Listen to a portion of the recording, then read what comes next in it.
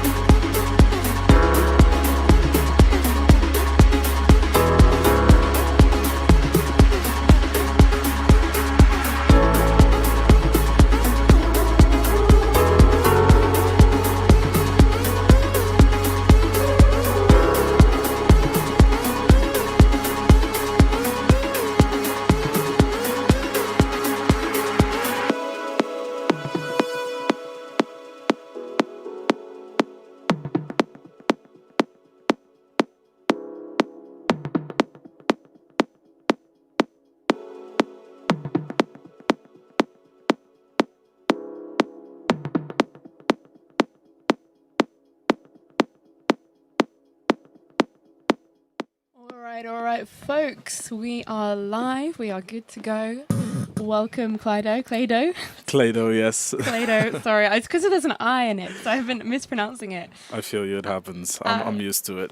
But yeah, it's so great to have you here in the studio today. I feel like it's been a long time coming. Yeah. I'm really happy that we're doing this today. It's great to have you here. Do you want to, before we jump into a bit about your whole career so far and everything, do you want to give everybody listening a little bit of info about yourself, kind of like your bio of yourself? Who is CLEIDO? So I consider myself recently to be like deemed the Afro electronica warrior, which I think sounded pretty cool, and I think like something different. I see myself like being in the spaces of like Afro house and like melodic techno as well, which are two like genres I see that are like my favorite out of the bunch. Hmm. So I'd say that's me, but also like I'm like a creative director as well for Reunion London and for Sondela Recordings as well.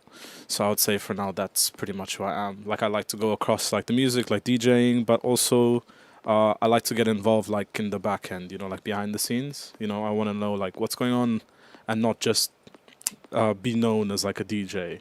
Absolutely. So you're much more than just like a music nerd and someone who's just digging out tracks. You're also really into curation overall, curation of events, curation of like a label as well. Yeah. With Sondela. Not that like just DJing is bad or No, anything, yeah. but it's just for me, I just want more and that's it. No, absolutely. And I think, as an artist, everyone has their own forms of creative expression, right? We've got some people who are heavily producers and maybe less so DJs. We've got some people who are heavily one thing or another. Mm-hmm. Obviously, for myself, I'm also like on the radio a lot. And I know you also have your own radio show, or you had one? Yeah, weekly on Drums Radio. Drums, Yeah. So, you're doing a lot of things, which is really interesting. I think in a bit, after we hear a bit about your journey so far, we're going to dig into how does one balance all of the things. It's an interesting project. But you're from South Africa originally. Yeah, I was born and raised in South Africa, but my parents are Angolan. But basically, like, I don't know, I feel more South African than anything. Pretty much like I was born there, lived my whole life there, like for 19 years, pretty much. And then I moved to London. Okay, and did you move to London for university, for studies? Yeah. That was the first kind of purpose, which was uni. And then I managed to do that and I finished my master's as well. But I just wanted to, take a few more years just like owning in on my like craft and, trying to make a name for myself in London pretty much. Yeah, and you're 23 now, so you've been here for about 5 years? Yeah, literally, right? 5 years. 5 years.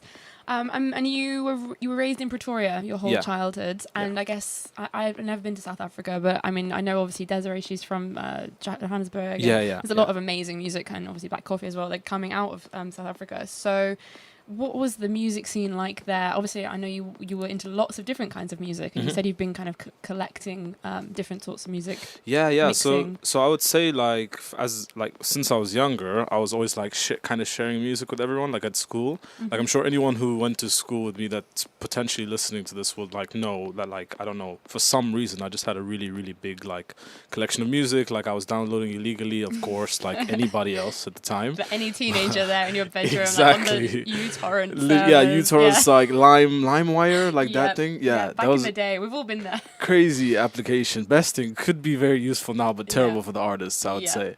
But yeah, it was good. Like that time and sharing music, and it's like it was nice. Like people were like, "Oh, make me like a playlist and stuff like that." So I just like kind of felt okay. Like my taste should be good if everyone's kind of like asking me for the stuff. I mean, I don't want to toot my own horn, but like. I don't know, if people are asking for it, then it's probably, there's a demand. It's good enough. And I mean, obviously now you're also a professional DJ, so like obviously you have good taste in music. Like that's kind of like the bread and butter. I hope so. I'm learning every day. It's always a fine balance, isn't it? You always want to stay humble and kind of be like still learning, but I think you also have to have that confidence in yourself that you do know what you're doing. True. I can say, I think I've got a strong idea of what I'm doing. I'll say that. And it sounds like you've been doing this for sort of, well, we could say close to 15, 20 years, like pretty much your whole life. Like curating music, but DJing, like I'd say 6 years, like rolling on that. But then obviously, like I think only in the last year and a half is where I became like a proper like DJ. I think before I just knew how to DJ, but I wasn't actually a DJ, if that makes sense. It was like the artist was born. Yes. CLEIDO was born. Exactly. I understand. Yeah. And I'm really interested because your sound is obviously heavily influenced by Afro elements, like Afro house and Afro tech and stuff, but also like a lot of melodic elements and groovy stuff. And you'll play obviously a wider variety of tracks, but it is within a niche part of the overall scene, kind of similar to me. Like we're in a really similar part of the scene. Mm-hmm.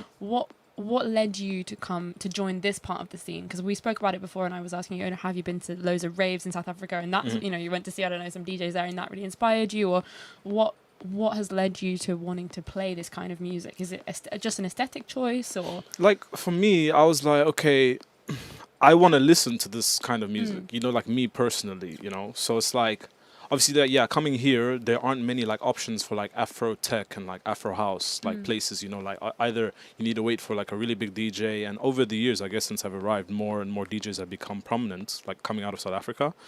But I just felt like, yeah, I wanted to listen to this music, and I was like, okay, there aren't many spaces that like actually offer this style of music. So I was like, might as well just like give it then to the people, if anything, because I mean, I don't know, it was just like the only thing that made sense for me to do. You know, I was like, I want it. I don't see it happening much.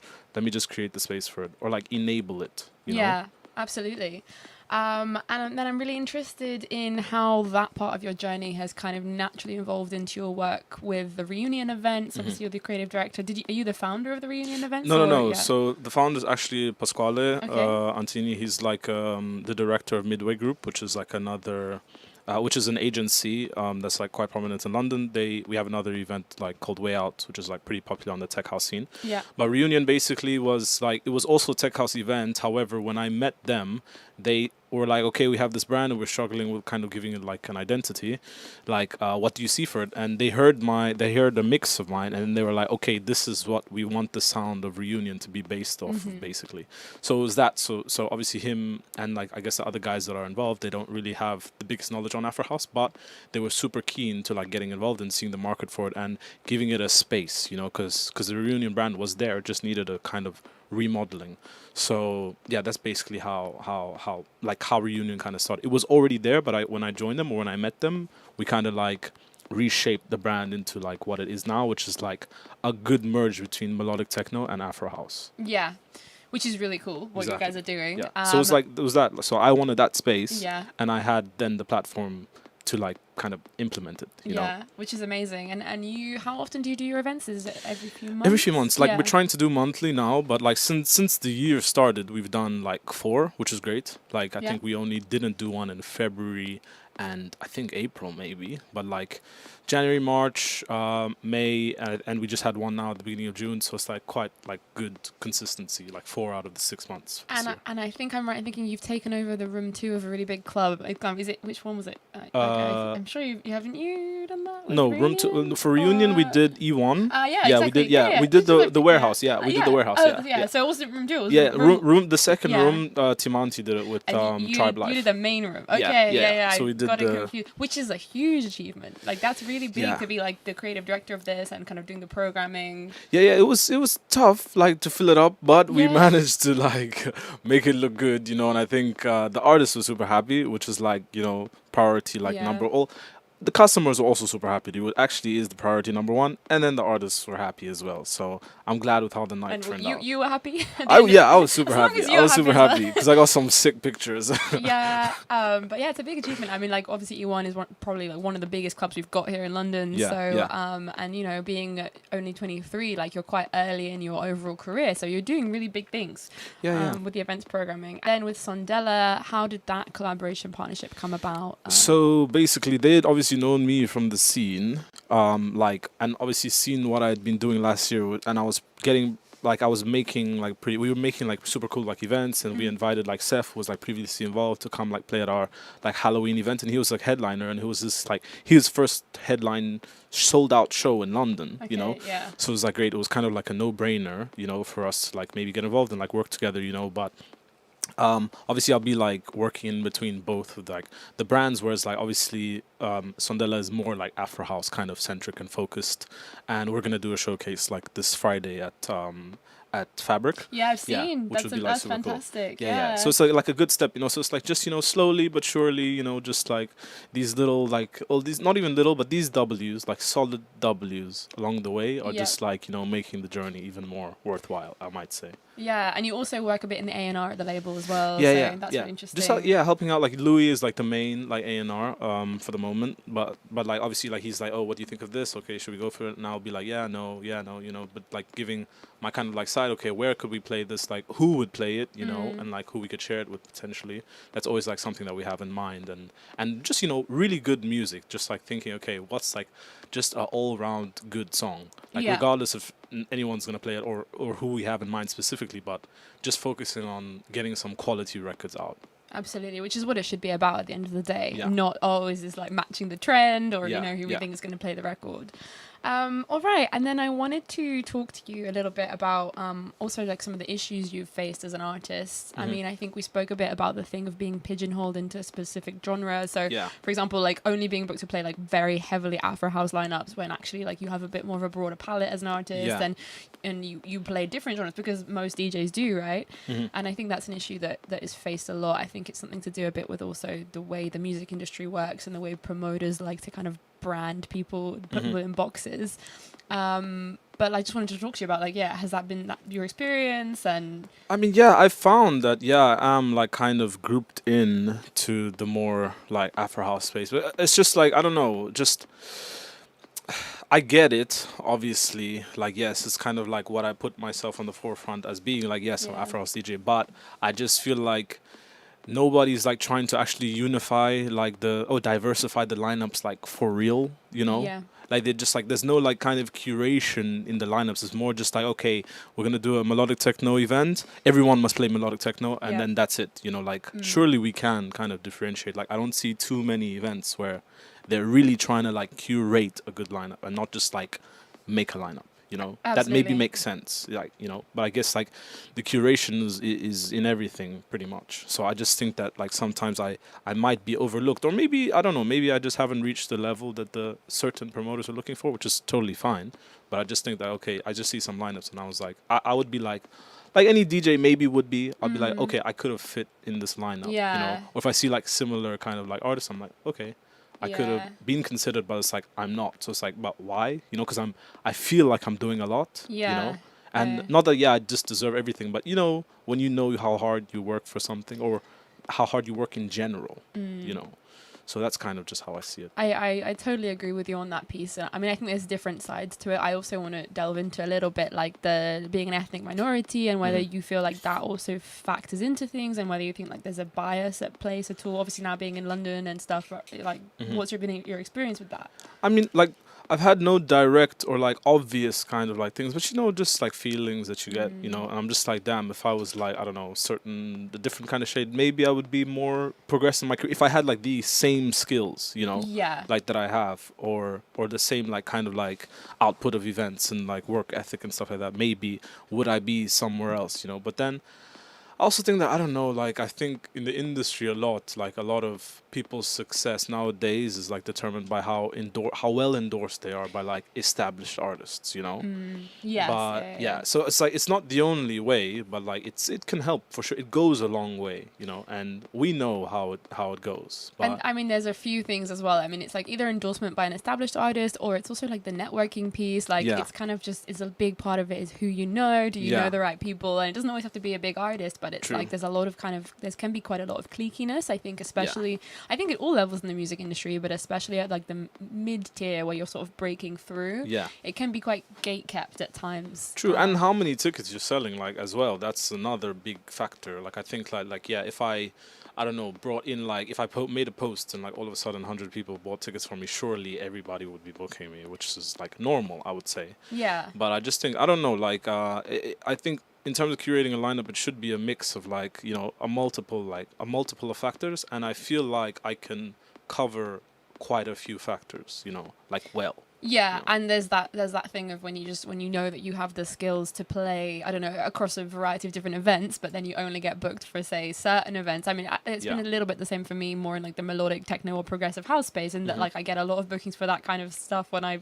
like similarly to you, I play a lot of also Afro house. I play a lot of different kinds of music, and then I think I don't want to like blame all promoters and just tar them all with one brush, but I think some promoters are just not investing the same amount of energy in curating the lineups always. Yeah.